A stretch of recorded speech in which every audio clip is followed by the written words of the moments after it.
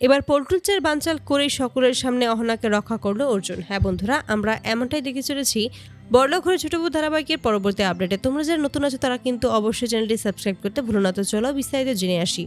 অহনাকে অর্জুন বারবার করে জিজ্ঞেস করতে থাকে, তুমি সত্যি করে বলো তো, তুমি এই সমস্ত টাকা ধার করে নিয়ে এসেছো তাই না? এতে করে তখন অহনা চুপ হয়ে যায়। আর এতে করে অর্জুন বুঝতে পারে যে আসলে সে সত্যি কথাই বলছে। সে সত্যি ধারণা করেছে যে এই সমস্ত টাকা সে ধার করে এনেছে। ধার না করলে অহনার কাছে এতগুলো টাকা কিভাবে আসবে? সে নিজেও তো অহনাকে কোনো টাকা দেয়নি, তাহলে এতগুলো টাকার ব্যবস্থা, এতগুলো মানুষের ভোগের ব্যবস্থা কিভাবে হবে সেটাই ভাবতে পারে না।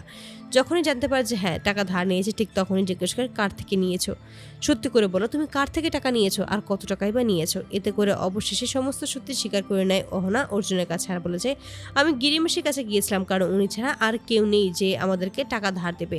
তার জন্য আমি ওনার কাছে গিয়েছিলাম এবং দুটো গলার বালা রেখেই আমি সেই সমস্ত টাকা নিয়ে এসেছি। এতে করে আরও ক্ষিপ্ত হয়ে যায় অর্জুন আর বলছে মা খুব শখ করে তোমাকে ওই বালা দুটো দিয়েছিল, আর তুমি কিনা ওই সমস্ত কিছু বন্ধক দিয়ে টাকা নিয়ে এসেছো। ঠিক তখনই অর্জুন বলেছে আমি টাকা হলে সমস্ত টাকা ফিরিয়ে দিয়ে আবার ওই গহনাগুলোকেই ফিরিয়ে নিয়ে আসবো, আপনি কোনো চিন্তা করবেন না, দেখবেন সমস্ত কিছু ঠিক হয়ে গেছে।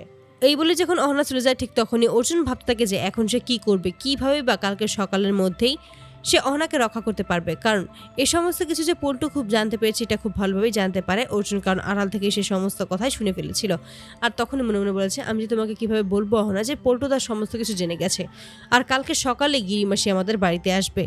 অপরদিকে দেখা যায় যে সত্যিই গিরিমাসি তাদের বাড়িতে আসে, তবে গিরিমাসিকে তখন অর্জুন চোখের ইশারা দেয় এবং বাইরে বেরিয়ে যেতে বলে। এতে করে তখন গিরিমাসি কিছু না বলে সেখান থেকে বাইরে বেরিয়ে যায়। এতে করে পল্টু অবাক হয়ে যায়, গিরিমাসি এলো আর হঠাৎ করে বাইরে বেরিয়ে গেল, এটাই তো কেউ বুঝতে পারে না। ঠিক তখনই দেখা যায় অর্জুন সবাইকে বলে যে আমার অফিসের দেরি হয়ে যাচ্ছে, আমি তৎক্ষণাৎ চলে যাচ্ছি। এই বলে যখন বেরিয়ে যায় ঠিক তখনই হঠাৎ করে খটকা লাগে পল্টুর, কিন্তু পল্টু যেন কোনোভাবে সন্দেহ করতে না পারে তার জন্য একটা গাড়িতে উঠে বসে অর্জুন এবং সেখান থেকে চলে যায়। আর তখনই বুঝতে পারে যে নিশ্চয়ই গিরিমাসি কোনো কাজের জন্যই গিয়েছে, নিশ্চয়ই প্রমাণ সহ এবার সমস্ত সত্যিটা সকলের সামনে বলবে। অপরদিকে দেখা যায় ওই গাড়ির মধ্যেই গিরিমাসি বসেছিল।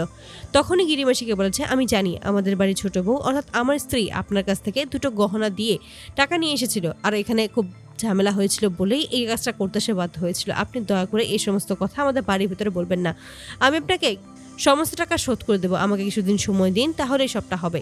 গিরিমাসি তখন বলে অর্জুন তুমি সত্যিই খুব ভালো ছিলে, বেশ তবে তোমার জন্য আমি কিছুদিন সময় দেব।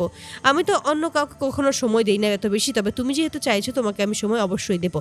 তখনই গিরিমাসিকে জানিয়ে দেয় যে আপনি ভেতরে গিয়ে এই সমস্ত কথাই বলবেন। এতে করে গিরিমাসিও রাজি হয়ে যায়। অপরদিকে গিরিমাসি আবারও ওই বাড়িতে ফিরে আসে এবং তখনই পল্টু বুঝতে পারছে এবার তার মানে সমস্ত সত্যি ফাঁস হবে। ঠিক তখনই পল্টুর চালকে বানচাল করে দিয়ে তখনই গিরিমাসি দুর্গাদেবীকে বলতে থাকে যে কালকে তোমার ছোট বউয়ের হাতের রান্না খেয়ে এত ভালো লেগেছে যে আবারও আমি সকাল সকাল ছুটে এসেছি ব্রেকফাস্ট করার জন্য, ওর হাতের নাস্তা খাওয়ার জন্য। এতে করে সকলেই খুশি হয়ে যায় আর এভাবেই পল্টুর চাল বানচাল করে দেয় অর্জুন। তো বন্ধুরা তোমরা কি চাও যেন এবার এভাবেই পল্টুর চাল বানচাল করে সকলের সামনেই অহনাকে রক্ষা করে অর্জুন? অবশ্যই তোমরা তোমাদের মতামত কমেন্ট বক্সে জানাতে ভুলবে না। ধন্যবাদ।